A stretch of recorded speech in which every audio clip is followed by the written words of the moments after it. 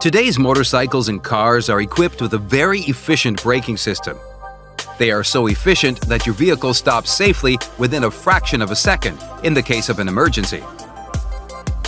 When you pull the brake lever, the brake fluid near the lever gets pressurized. Via a brake line, this pressurized fluid connects to the brake pad at the wheel and the brake pads are activated.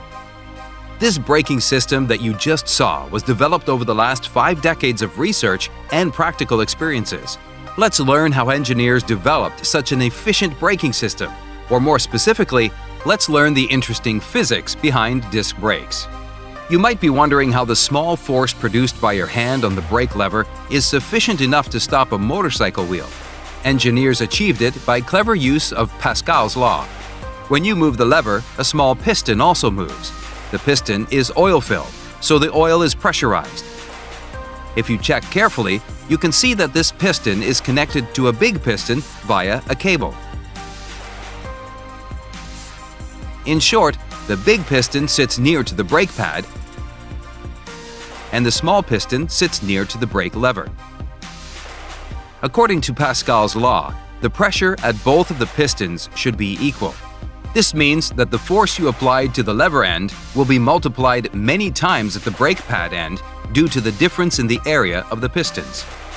This force will move the brake pad and press it against the brake disc, thus bringing the wheel to a stop. The disc is directly connected to the wheel. To increase the area further, generally 2 pistons are used at the brake pad end. Another interesting thing you can observe about this mechanism is that pistons are there only on one side. So how does the brake pad on the other side move?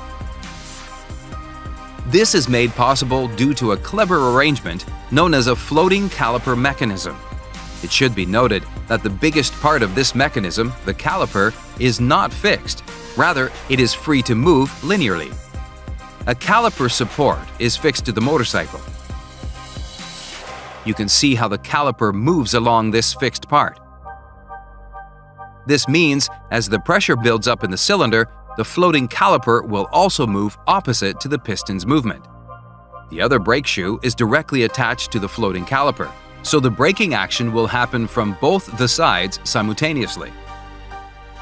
Due to the friction between the disc and the brake pads, a huge amount of heat is generated and the disc gets extremely hot.